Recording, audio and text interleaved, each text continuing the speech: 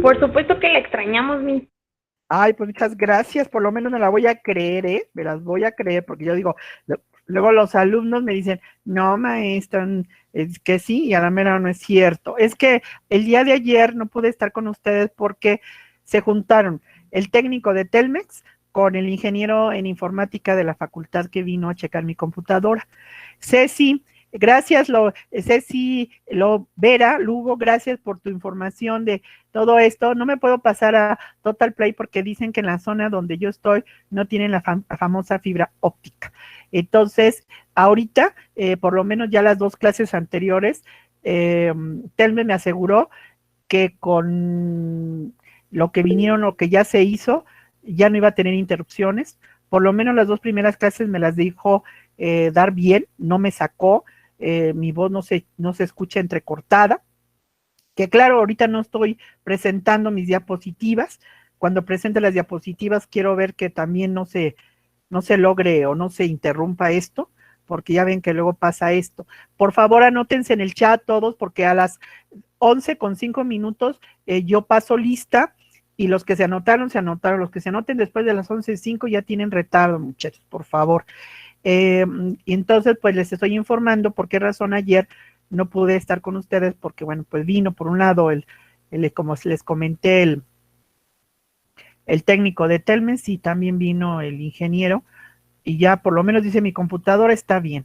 Eso también yo quiero pensar. Entonces ustedes me van a decir hoy, pero también quiero comentar que solamente va a fluir mis diapositivas siempre y cuando yo vea que mis alumnos también están tomando sus apuntes, porque también me puedo dar cuenta que hay personas que nada más ponen la foto y nada más ponen la foto, pero no están. Entonces yo dije, no se vale, porque la maestra es la única que está ahí hablando sola y los demás están por allá, no sé si estén realmente escuchándome, tomando sus notas, y yo digo, lo mínimo que tiene que hacer el alumno, ¿quién es? José Ángel Hernández, Beristain Hernández ya se salió, entonces quiero ser muy puntual en lo que estoy diciendo, muchachos.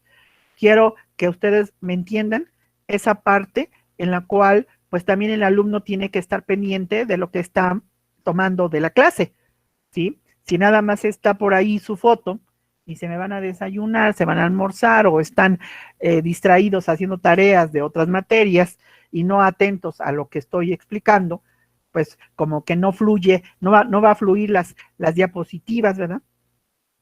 Lo mismo que les acabo de decir, se los dije a los otros grupos. Las diapositivas yo las hago con la finalidad de que también sirvan de apoyo acá, didáctico a ustedes como alumnos, pero también quiero pensar que el alumno está tomando sus propias apuntes, sus propias notas. Pero bien, ¿hay alguna, hasta dónde nos quedamos? Si ustedes me pueden decir, por favor, jóvenes. Tengo 57 personas anotadas de asistencia y son 80 y tantos alumnos y ya son 11:06. ¿Hasta dónde nos quedamos? Por favor, ¿alguien me puede decir? Terminamos las fuentes indirectas del derecho administrativo y nos Sí, quedamos en la relación del derecho administrativo con otras ramas del derecho, profesor. pero ya, ¿con qué rama explicamos? No hemos explicado ningún. Solo explicamos la constitucional y las otras Oh, quedaron pendientes. ok, entonces ya terminamos rama del derecho administrativo con el derecho constitucional, quedó claro. ¿Hay alguna pregunta en esa relación derecho administrativo? ¿Derecho constitucional? Tengo 58 personas. No, ¿No? profesora. Ok, gracias, José. Voy a pasar lista. Tengo 58 personas únicamente, chicos. Entonces, los demás, pues van a tener falta. Así que paso lista. Está pasando el lista ya. Ok, se guardó la asistencia ya. Ok, bueno. Ahora la relación del derecho administrativo con otra rama del derecho, ¿cuál sería? ¿Con cuál, chicos? A ver, ¿con qué seguimos? De derecho público, por favor. Del derecho público. ¿Con qué otra rama del derecho público entra en relación el derecho administrativo? Escucho. Escucho. A ver, Fernando, ¿qué estudia el derecho penal, Fernando? Ya que participó usted, por favor.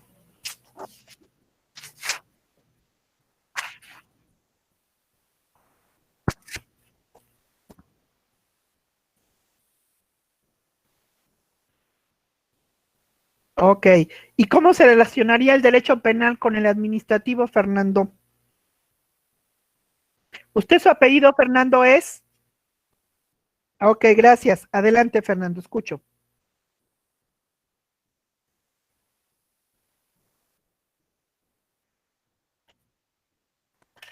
Ay, Fernando. A ver, chicos, fíjense que no es porque yo agradezco a Fernando que se atreve, eso me encanta. Debo de felicitar a los alumnos que se atreven a participar, pero les recuerdo a todos los que me están escuchando, que esta tarea o esta actividad académica ya la dejé. Y se supone que todos tienen pues una copia de las de los mapas conceptuales que me mandaron, donde yo les pedí que ustedes me explicaran primero las definiciones de cada rama del derecho público, privado y social, y luego cómo se relaciona con el derecho administrativo y poner algunos ejemplos, ¿cierto? ¿O no lo dije? ¿Sí? Y ahorita de lo que me están... Sí, sí, dime. El derecho penal se relaciona porque se encarga de sancionar las normas. Si no se cumple con lo establecido, pues el derecho penal lo sanciona. Ok, pero no todo lo sanciona el derecho penal, Ceci. Entonces, por eso estoy ahorita regañando a mis alumnos, estoy jalando orejitas, simbólicamente hablando. ¿Por qué? Porque digo que todo lo que yo estoy preguntando ahorita me hace detectar que hubo por ahí poca información, que no hubo la contundencia. Si yo me quedara con las explicaciones que ustedes me acaban de dar, Fernando, la compañera Ceci, pues me quedaría confuso, porque no deben perder de vista, muchachos, que ustedes están entrando apenas en el campo del derecho administrativo, ¿sí? Pero el derecho penal ya lo vieron. El derecho constitucional ya fue una rama vista por ustedes. Y que ustedes no me aterricen con ejemplos prácticos, la relación derecho administrativo, derecho penal, ahorita en el ejemplo, en la rama del derecho que estamos explicando, pues me da mucho que desear. Primero yo definiría el derecho penal como tradicionalmente lo define. El derecho penal es el conjunto de normas jurídicas que regulan los delitos, las penas y las medidas de seguridad, ¿cierto o no? Eso es una definición que yo me acuerdo que ya llovió, ya tronó. Yo me acuerdo que estudié en derecho penal. Esa relación, esa definición del derecho penal. Si yo entiendo que el derecho penal estudia delitos, penas y medidas de seguridad, pues automáticamente, ¿cómo entra la relación del derecho penal con el derecho administrativo? Pues, en primer lugar, vamos a ver que en la administración pública hay una relación básica entre la autoridad administrativa, que es la encargada de aplicar las normas administrativas, y los particulares, ¿verdad?, que entran en relación con esa autoridad. Antes de hablar de la conducta del particular, tendríamos que hablar primero por la conducta de la autoridad administrativa, ¿sí? Y la autoridad administrativa, quien realiza las funciones, son personas físicas, ¿verdad?, en pleno uso de sus facultades físicas y mentales. Se llaman servidores públicos. Y estos servidores públicos pueden, en su actuación dentro de la administración pública, pueden incurrir en conducta. Manden. Perdón. Sí, escucho. Bueno, es que yo ya había puesto el ejemplo, entonces, bueno, con las relaciones que tiene el derecho con el derecho procesal, con el derecho penal y con el derecho civil. Sí. Y en el derecho penal puse que es la investigación y la persecución de los delitos que corresponden al MP, y también por la ejecución de las sentencias penales que se hace a través de los tribunales de justicia, porque esos tienen que ver con el derecho administrativo, ¿no? Que es por ejemplo, el Ministerio Público y a través también de los tribunales de justicia, es con lo que tiene relación el derecho administrativo. Ok, perfecto. Hasta ahorita, perfecto, Ariel, nada más que vamos a ir por paz. Me gustó tu participación, por la información que virtió. Efectivamente, al Ministerio Público le compete, que es una autoridad administrativa, le compete integrar la carpeta o la averiguación previa para determinar si hay o no la comisión del delito que se está imputando a una persona. Ese sería un punto. Y el otro punto sería precisamente la ejecución de las sentencias. Si la sentencia que emite un juez en materia penal es privativa de la libertad, pues obviamente la ejecución, ¿a quién le corresponde? Al sistema de qué, ¿cómo se llama? Ese sistema de los reclusorios, jóvenes. ¿Sistema penitenciario? Exactamente, el sistema penitenciario. Y el sistema penitenciario forma parte, obviamente, de la administración pública. La administración, ¿sí?, pública. Sí. Exactamente. Entonces, por eso es lo que dice usted, compañero Ariel, pues sí es verdad, ¿verdad? Porque ahí están entrando en los delitos que cometen cualquier persona común y corriente. Estamos hablando de dos órganos de la administración pública, el Ministerio Público y en el segundo lugar, todos los reclusorios, que viene a ser el sistema penitenciario, que son los lugares que son donde se compurgan las penas privativas de la libertad, que son autoridades completamente de carácter administrativas. Bueno, ese sería un ejemplo perfectamente bien contestado, compañero Ariel, pero también vamos a ir a los otros ejemplos que yo quiero llevarlos. Estamos hablando entonces que dentro de la administración pública está un servidor público y que el servidor público es una persona común y corriente, ¿verdad?, que está ostentando el cargo de servidor público y que cuando actúa en la actuación del servidor público, pues puede incurrir en conductas que pueden ser tipificadas como delitos. ¿Cuál podría ser esas conductas tipificadas como delitos en que pueden incurrir los servidores públicos? Por ejemplo, ¿sí? El dichoso. Es lo que estaba, a ver, uno por uno. Ministerio Público. Es lo que yo le estaba comentando del Ministerio Público, que por ejemplo, el Ministerio Público puede tipificarse como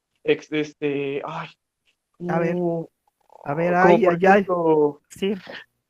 Bueno, esto que se le pide, que pide dinero, el Ministerio cohecho, o enriquecimiento ilícito, o tráfico de influencias.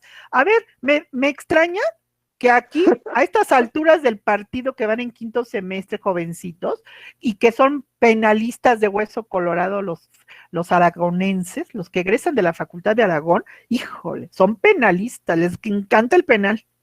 Y ahorita se les está barriendo los delitos en que pueden incurrir, porque el Código Penal Federal marca un rubro de delitos en que pueden incurrir los servidores públicos, ¿ok? Y entonces estoy diciendo, el servidor público en su actuación puede incurrir en conductas que pueden ser tipificadas como delitos: cohecho, enriquecimiento ilícito o tráfico de influencias, ¿sí?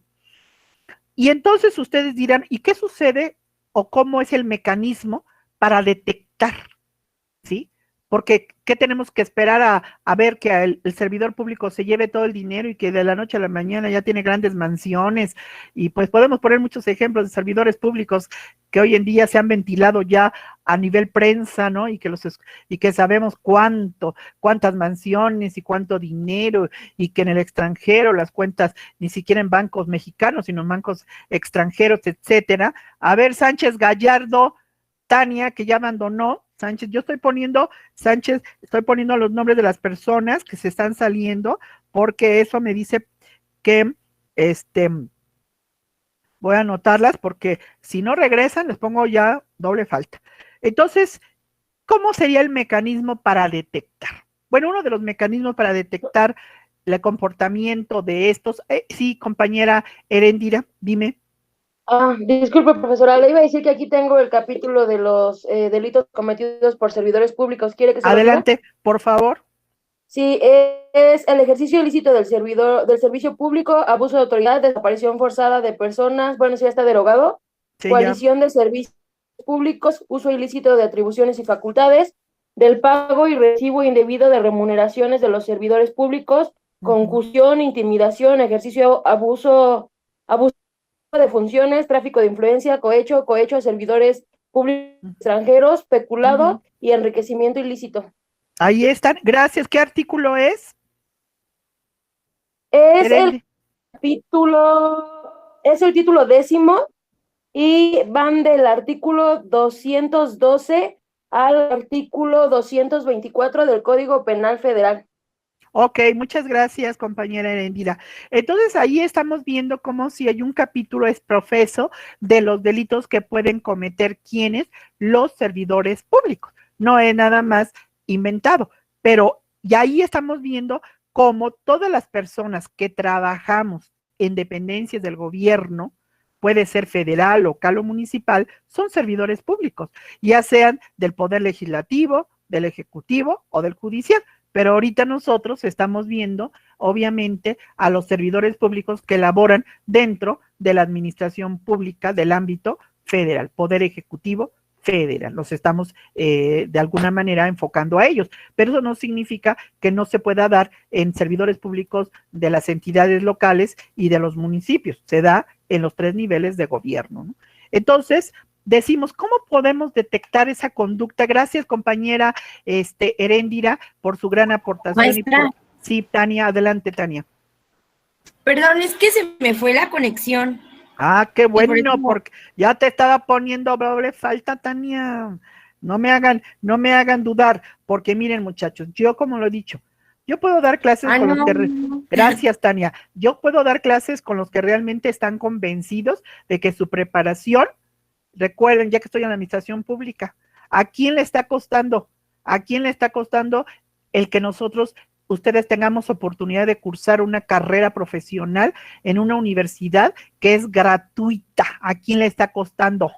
Al pueblo, a los contribuyentes, a los que pagamos impuestos, muchachos, ¿sí? Y aquellos que están convencidos de que están en una escuela pública, que no les está costando mucho el tener que pagar precisamente por tener que estarse preparando y que aprovechan lo que ahorita el pueblo nos está dando gratuitamente, ¿verdad? Que es una universidad pública, una universidad casi gratuita.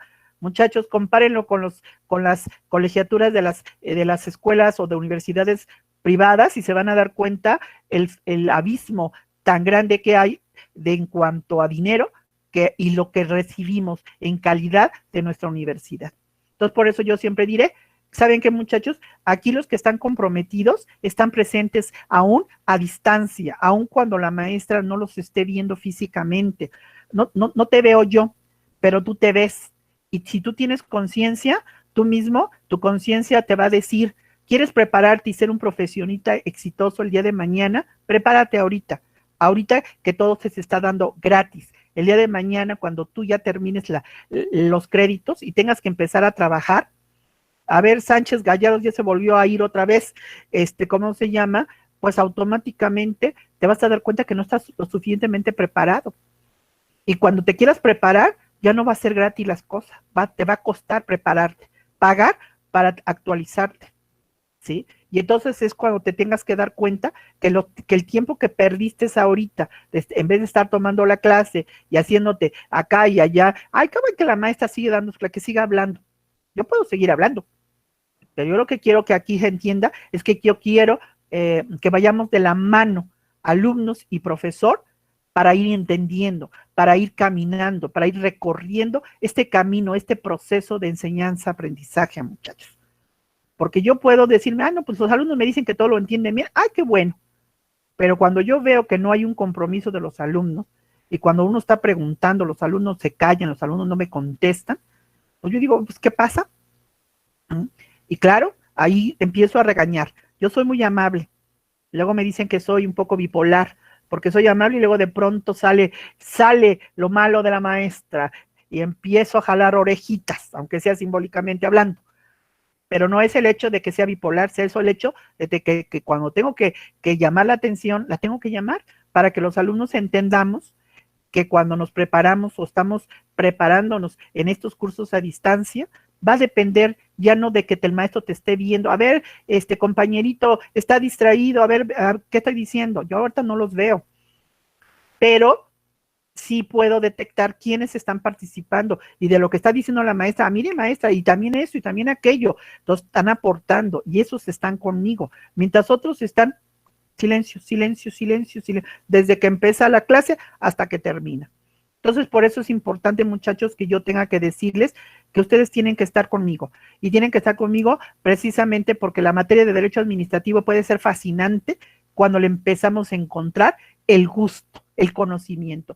Y si yo soy un estudiante, lo primero que debo tener es una vocación de investigar, una vocación, un deseo, unas ganas de aprender, de hacer mío el conocimiento. Y eso únicamente va a depender de dos, profesor, alumno, ¿sí? Yo puedo echarle todas las ganas del mundo y yo puedo estar preguntando, pero si mis alumnos no me están contestando, yo pues digo, pues a lo mejor ya entendieron bien, pero no puedo de alguna manera contestarlo. Pero bueno, gracias compañera Heréndira por la aportación. Entonces, ¿cómo puedo yo darme cuenta de que un servidor público está cometiendo una conducta tipificada como delito? Y Profesora, sí, Jorge, adelante. acabo de encontrar un pequeño apartado en ¿Sí? una página del gobierno Sí. que menciona esto.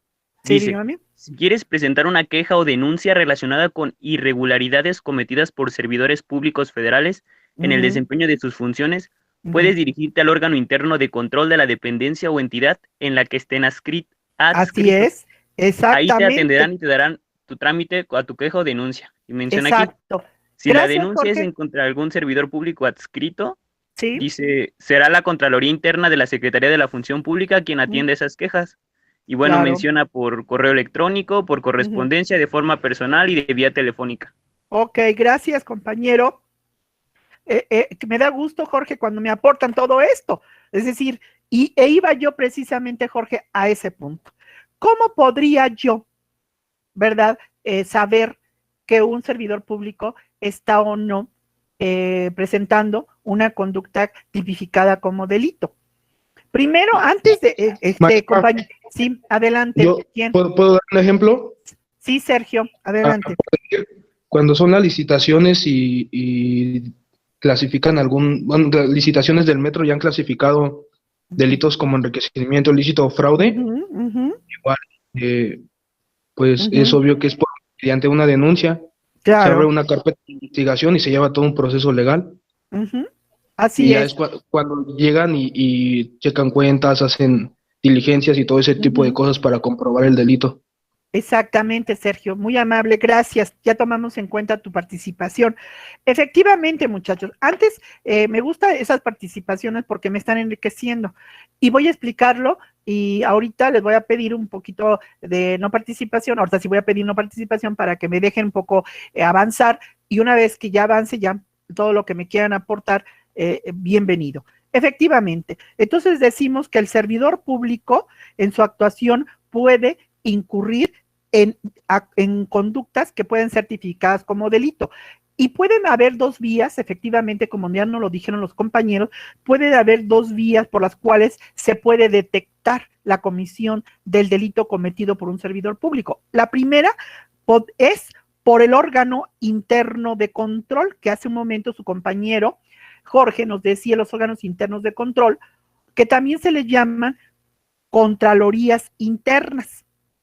Estos órganos internos de control o contralorías internas, ¿de quién dependen? ¿O de dónde están? ¿O cómo surgen? Dependen directamente de la Secretaría de la Función Pública. Recuerden que ustedes ya vieron por ahí un pressing que hablaron de todas las secretarías que tenemos. Y dentro de esas secretarías está la Secretaría de la Función Pública. Y por eso lleva el nombre de función, porque su principal objetivo es detectar el buen funcionamiento que deben tener todos y cada uno de los servidores públicos. Así de importante.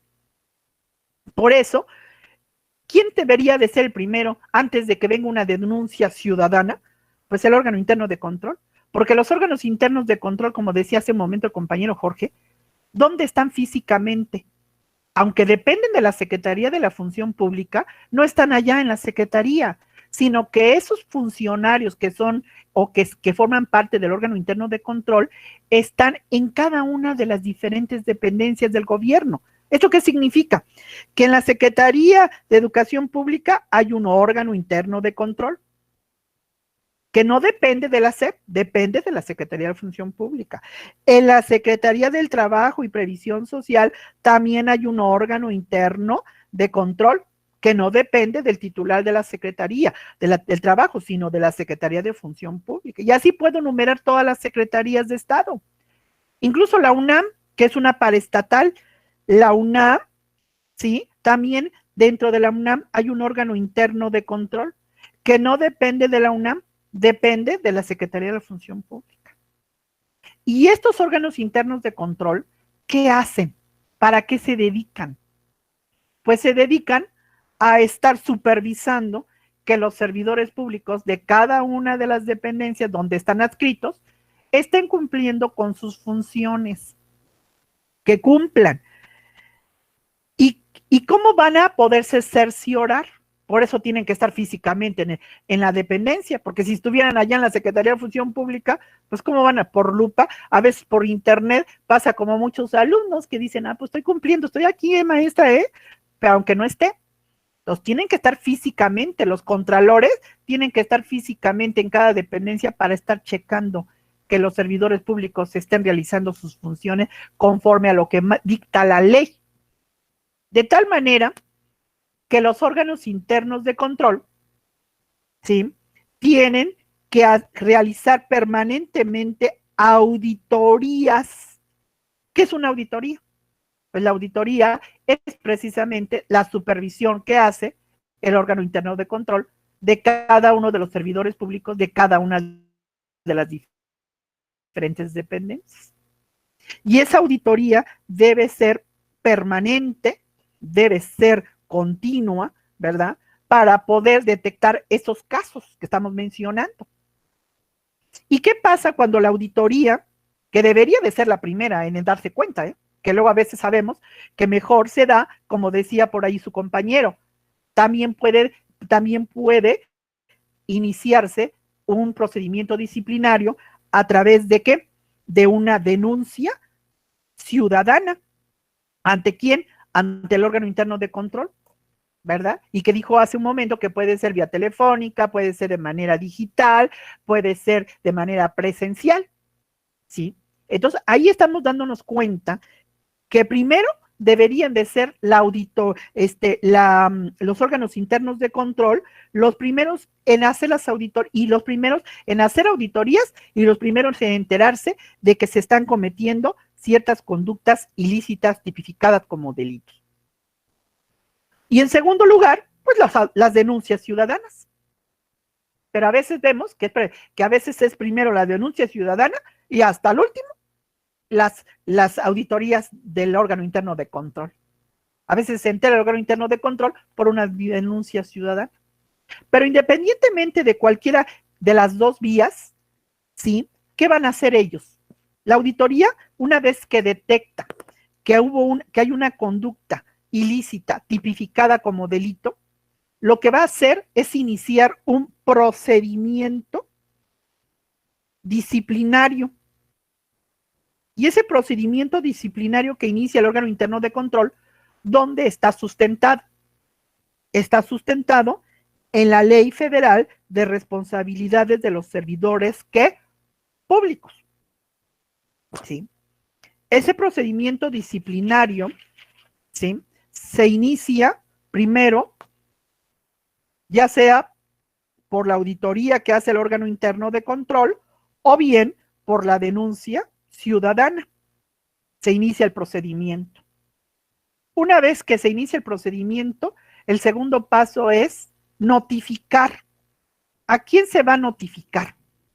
Pues al servidor público que de manera presumible se piensa que incurrió en una conducta ilícita tipificada como delito. Entonces, fíjense bien, inició el procedimiento disciplinario, ya sea porque el órgano interno de control, a través de una auditoría, lo detectó, o a través de que le llegó una denuncia ciudadana. ¿Qué tiene que hacer el órgano interno de control? Iniciar el procedimiento disciplinario y notificar inmediatamente en forma personal y por escrito, obviamente, al servidor público. ¿Para qué se le notifica al servidor público? Obviamente, para garantizarle su seguridad jurídica, ¿sí? ¿Esto qué significa? Para darle el derecho a ser oído, a ser escuchado y a ofrecer pruebas. Y entonces, una vez que ha sido notificado, se le da un plazo para que él presente o ofrezca las pruebas y alegue lo que a su derecho convenga. Lo puede hacer porque la ley federal de responsabilidad de servidores públicos determina que lo puede hacer por sí mismo o bien puede nombrar a un abogado. Lo puede hacer. Y entonces está un plazo para presentar pruebas y alegar lo que a su derecho convenga. Una vez que se presentaron las pruebas, el órgano interno de control va a tener que emitir, obviamente, una resolución donde diga qué pruebas que ofreció el servidor público fueron admitidas y cuáles fueron desechadas. Y va a tener que fundar y motivar por qué unas fueron admitidas y otras le fueron desechadas. Entonces, una vez que el órgano interno de control ya admitió, hubo la admisión de pruebas, va a citar a una audiencia de desahogo de las pruebas, ¿verdad? Y esta audiencia de desahogo de pruebas es para que la autoridad, pues obviamente, corrobore la autenticidad o la falsedad de las pruebas ofrecidas. Y además también para que pueda tener un criterio para determinar si se da o no se da la situación de esa presunta comisión de delito.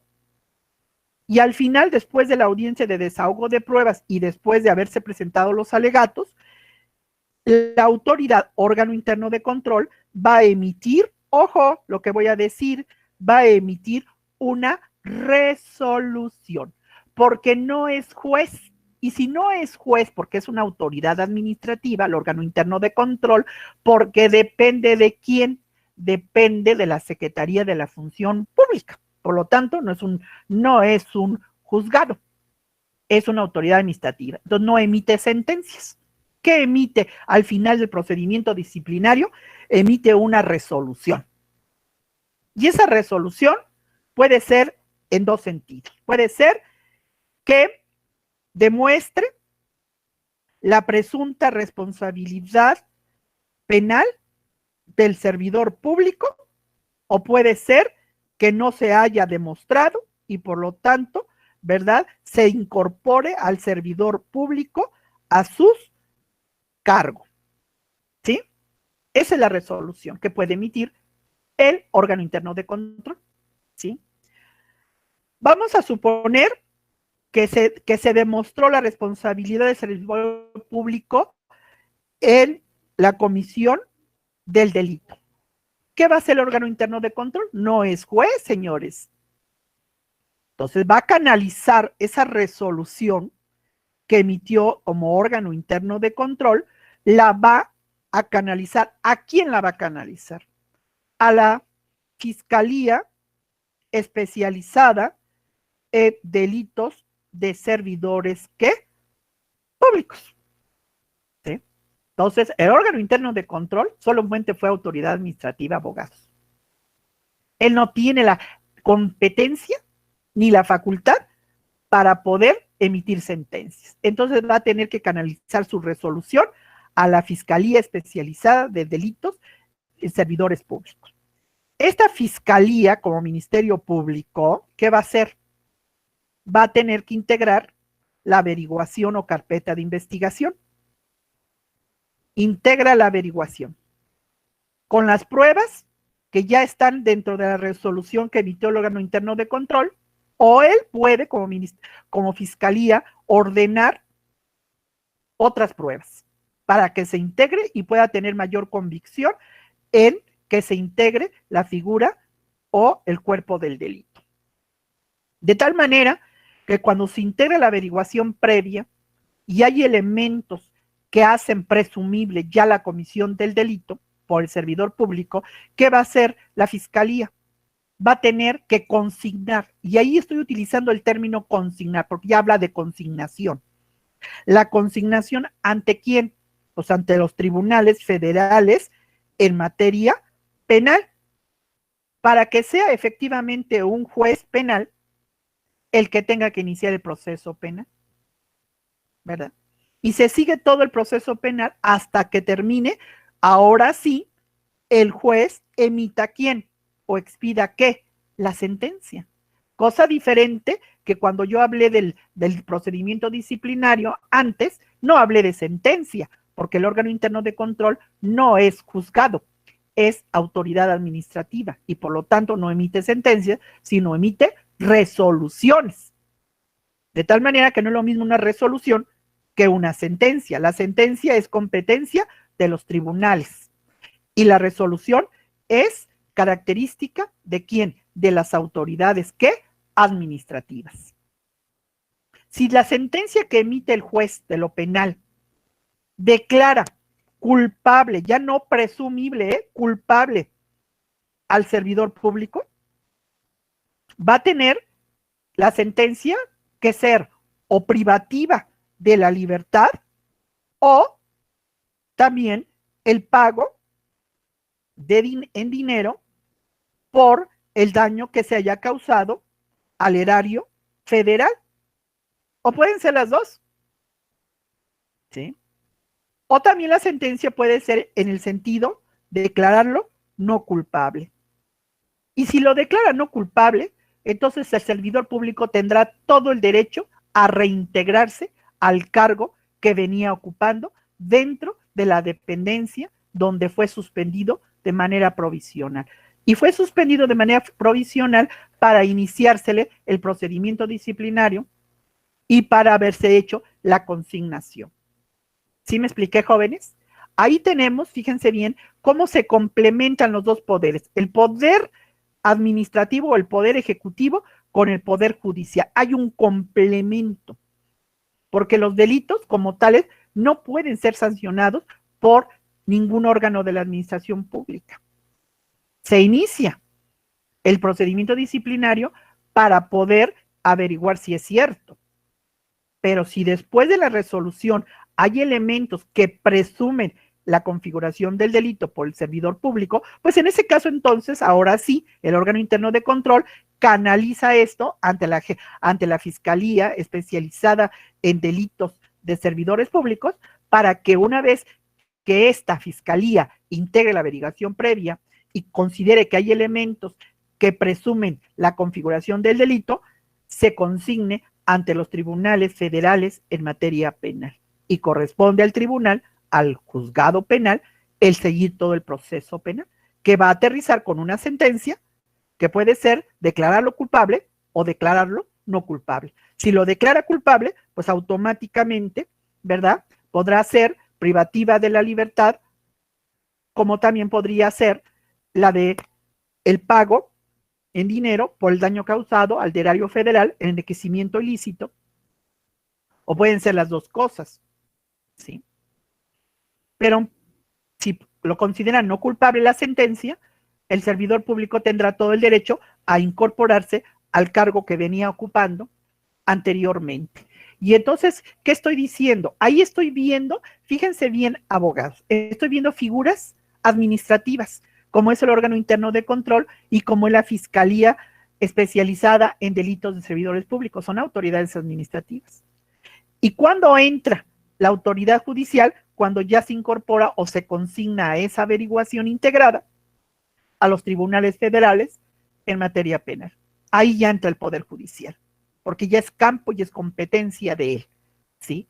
Por eso hay que delimitar el campo de competencia de la autoridad administrativa con el campo de competencia del Poder, ¿qué? Judicial. No sé si quedó claro, abogados. Pregunto, ¿quedó o no claro? Estoy hablando con Sí, profesora. Sí, quedó claro. ¿Sí Sí, quedó maestra. claro, Jorge? Sí, profesora. Tania, Sí, profesora, sí quedó María, claro. ya resucitaron mis alumnos, qué bueno que ya resucitaron. Ok, Profesora, sí, dime, Ceci, adelante. ¿la suspensión del cargo la hacen desde la primera investigación o A ver, cuando no te escuché al principio, vuélveme a repetir, no te escuché bien. la suspensión del cargo se hace durante la primera investigación? Sí, fíjate que hay ocasiones que es tanto la evidencia del delito cometido, Ceci, que se da la suspensión provisional del servidor público del cargo, se separa al servidor público del cargo que viene ocupando, Ceci, efectivamente, ¿sí? Y ya, si después de que termina el proceso penal se confirma la culpabilidad del servidor público, pues automáticamente ya no sería nada más la suspensión o la separación provisional, sino la suspensión definitiva del cargo, y a veces se llega a demostrar que no es la primera vez que cometió el ilícito, sino que fue de manera reiterativa y la peligrosidad de la conducta delictiva aumenta, entonces sería no solamente la separación del cargo, sino la inhabilitación para seguir ocupando otros cargos públicos. Ceci. Uh-huh. ¿Sí, Ceci? Ok, profesora, gracias. No, de qué, niña hermosa. Entonces, fíjense bien qué interesante es ver lo tan estrecho que yo podría decir, como lo dije al inicio, de la relación del derecho administrativo con todas las ramas del derecho. No hay ninguna rama del derecho donde no tenga sus narices metidas el derecho administrativo. Así de fácil, así de fácil. Es decir, el derecho administrativo tiene que ver con todas las ramas del derecho. Por eso es muy amplio la competencia y las leyes que rigen al derecho administrativo.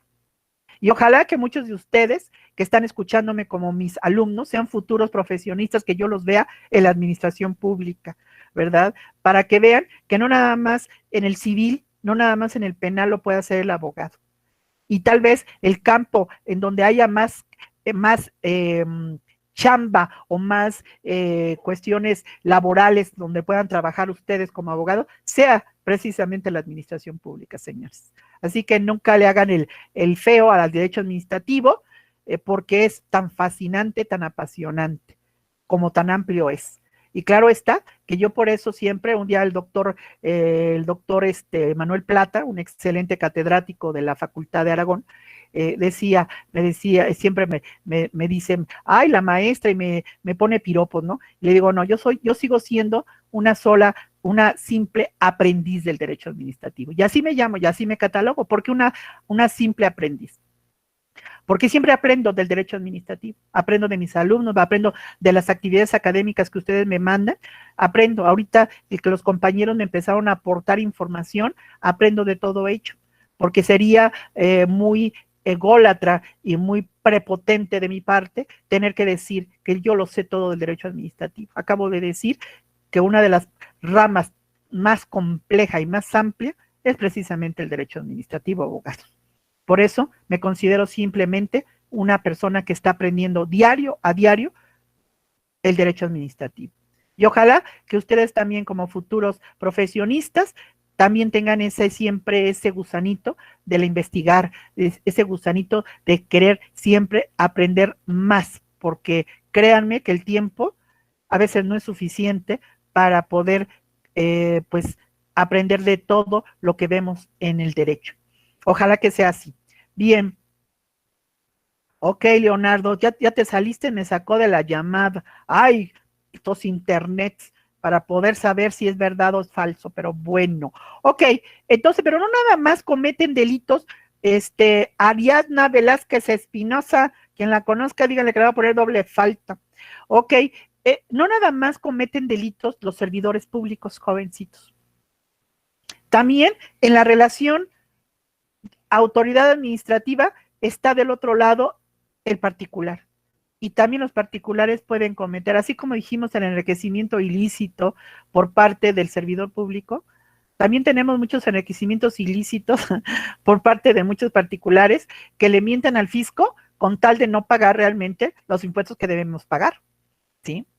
Y entonces, cuando ustedes saben que la Secretaría de Hacienda, cuando empieza los primeros meses de cada año, está solicitando a los mismos contribuyentes que presenten sus declaraciones de persona física o de persona moral, si están de acuerdo.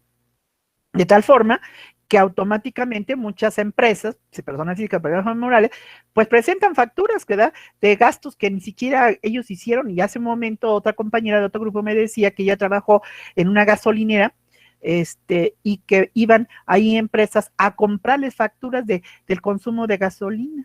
¿Para qué? Pues para justificar gastos, ¿no? Y no tener que pagar tantos impuestos, ¿no?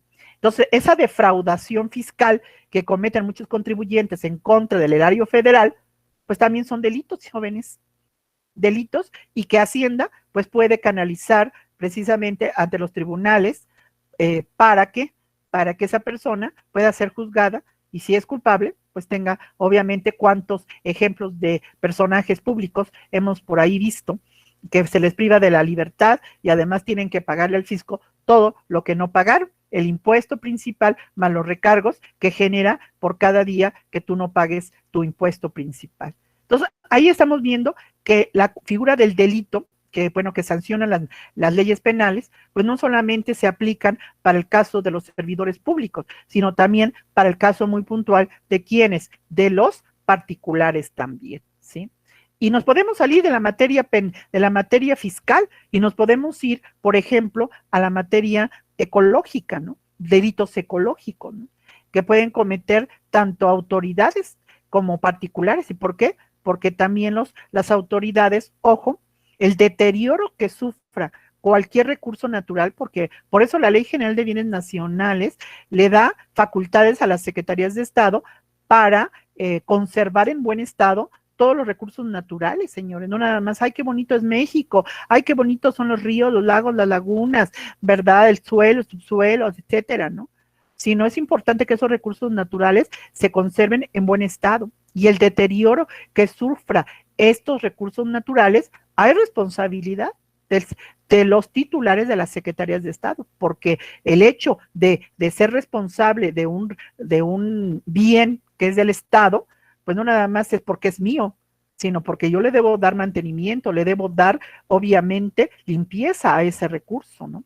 Es como cuando ustedes tenemos nuestra casa, ¿no? ¿Qué pasa cuando tenemos una casa y no le damos mantenimiento? Pues se viene abajo la casa, ¿no?, el inmueble.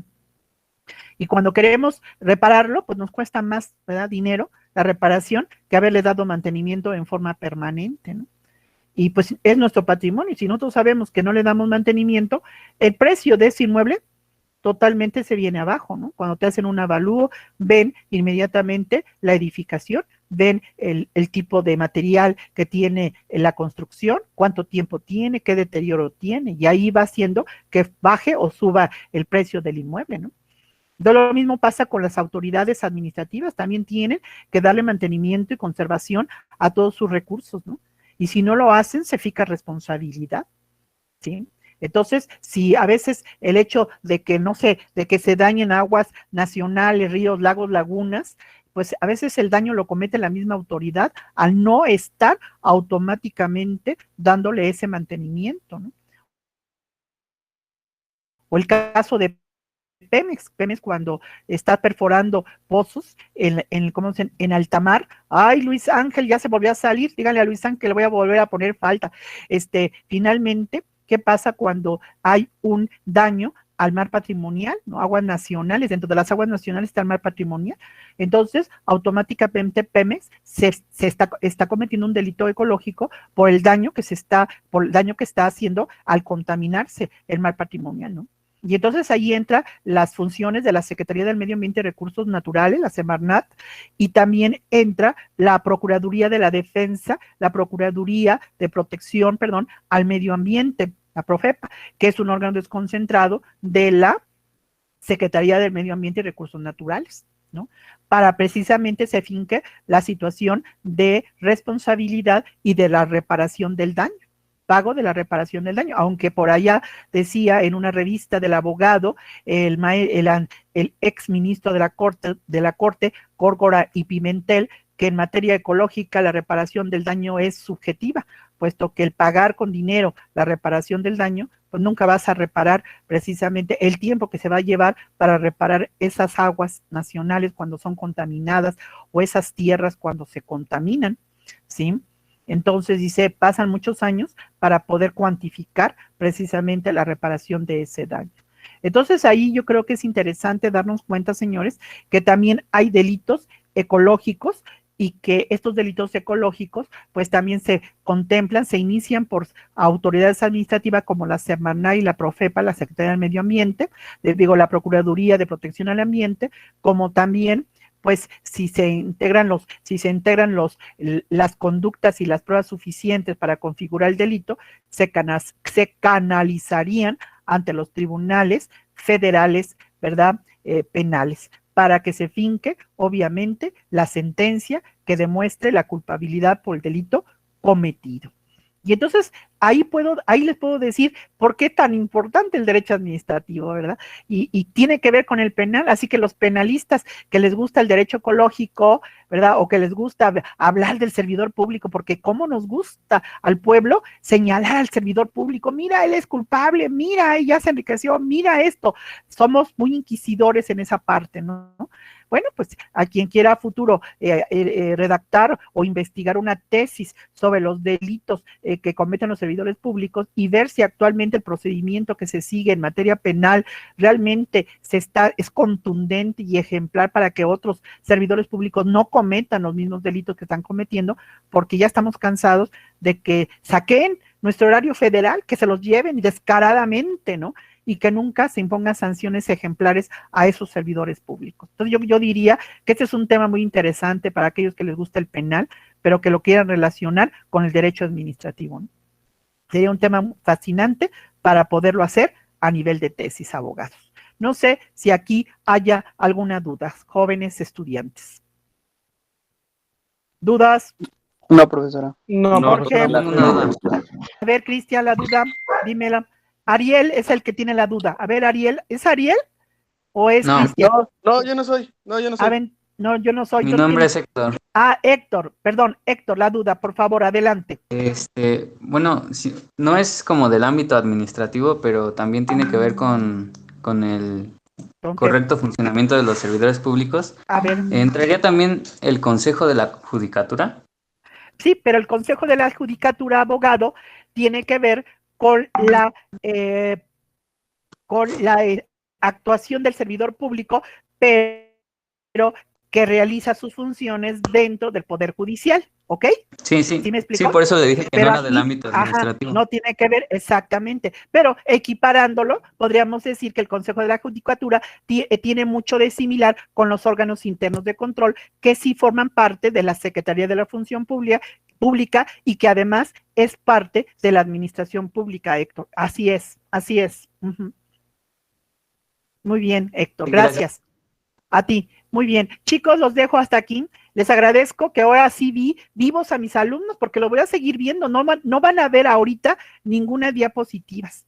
Las diapositivas se las voy a pasar al último. Ya están bonitas, bueno, para mí están muy bonitas. Las hago con todo mi cariño para mis alumnos. Pero al final. Y si los alumnos me demuestran que han tomado el apunte y que lo que la maestra explicó cuando yo pregunte está ahí en su apunte, entonces dije, órale, procede y va, fluye las diapositivas. Si yo veo que no se está tomando apunte, no va a fluir las diapositivas. Los voy a dejar a la deriva con sus apuntes y de eso va a venir el examen. Así que, ojo, jovencitos. ¿Para qué? Para que los alumnos estemos pendientes. Recuerden que la maestra está siendo responsable de su materia y quiere llevar a buen término que los alumnos tengan un aprendizaje significativo de la asignatura. Que el día de mañana digan, aprendí derecho administrativo. Eso me va a dar mucho gusto. Ojalá escucharlo en las vocecitas de mis jóvenes estudiantes. Les agradezco la atención, muchachos, y los veo el día de mañana, ¿ok? Gracias, profesora. Hasta mañana. Claro, profesora.